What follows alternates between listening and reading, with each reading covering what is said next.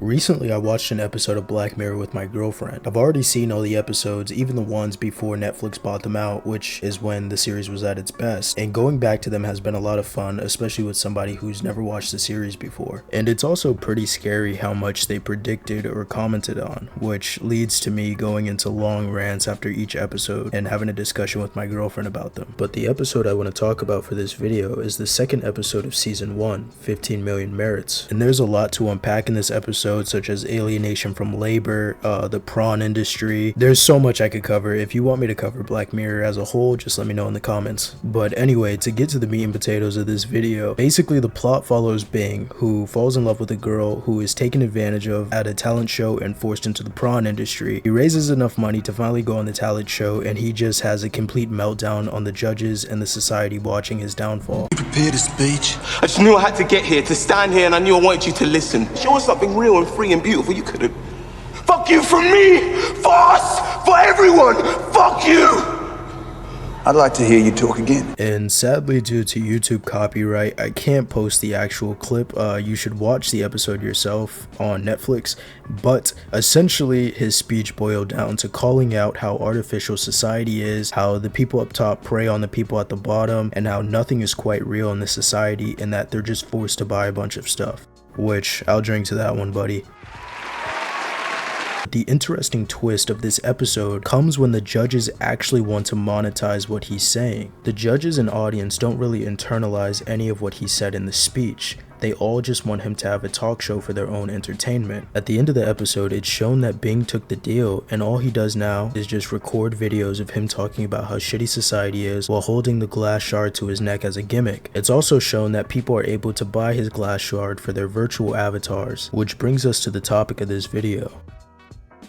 At first glance, the concept of a wealthy socialist is oxymoronic.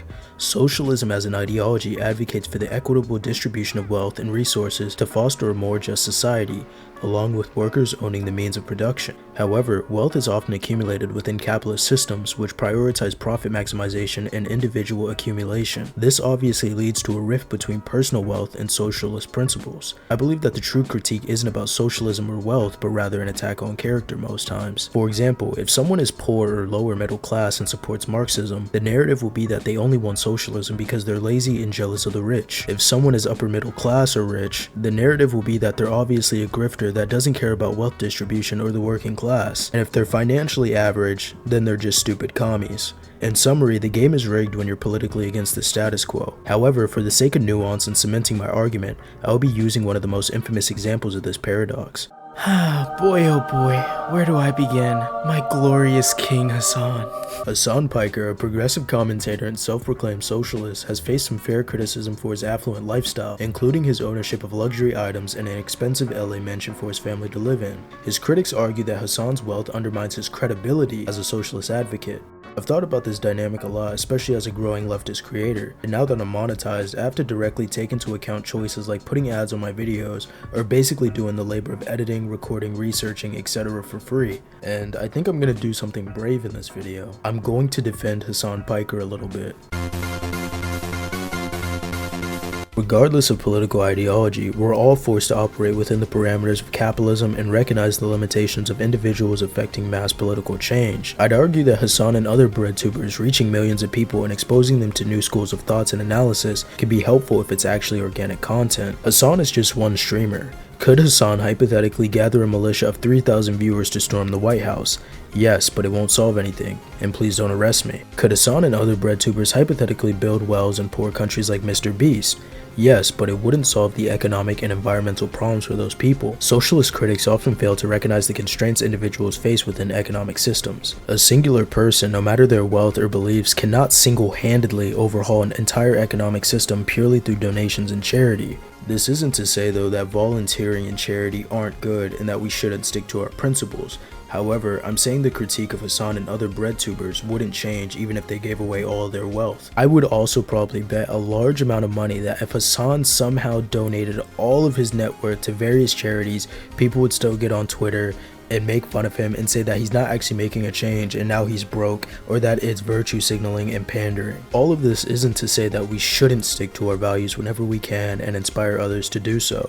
If I personally had Hasan's millions of dollars as a socialist, I would probably recognize that it's not a good look optically to buy a Porsche. However, what amount of funding to support grassroots movements, progressive causes, and advocating for policy reforms and class consciousness to millions of people is equivalent to my net worth? Am I a hypocrite for buying a $50 game instead of donating $20 to my local soup kitchen while I post about volunteer work? Most could say so. If I inspire 20 people to volunteer, is my hypocrisy offset? Me personally, my major gripe with him and some other political streamers is that they make money from donations and other people's content. And while I'm not a 24/7 avid viewer of Hasan, I think his recent action of going to a pro-Palestinian encampment and buying pizza for all the protesters is actually a great example of him backing up what he talks about, along with the fundraisers that he pretty frequently shows on his streams.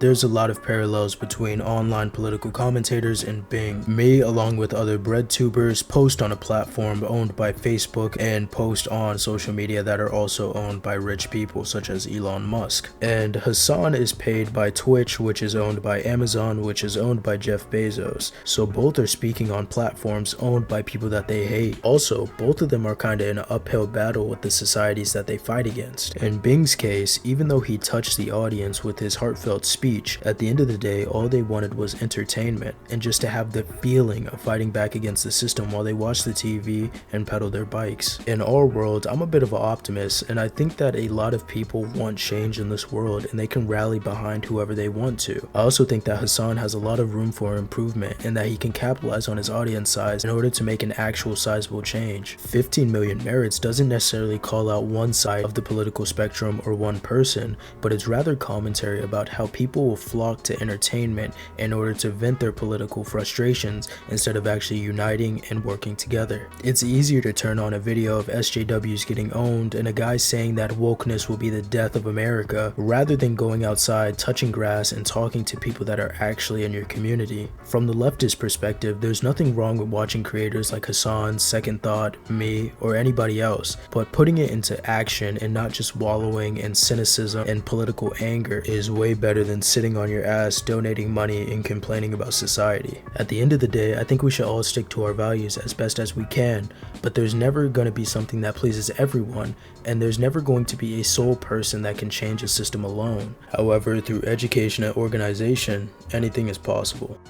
If you've gotten this far in the video, thank you for watching. I have my Discord and socials in the link in my description, along with other stuff if you want to look for it. Let me know in the comments what you think, because of course this video is going to be very controversial by Hasan haters, Hasan lovers, people that hate leftists, etc, etc. So just let me know what you think, and if you really enjoyed the vid, like, comment, subscribe, and share the video. So thank you.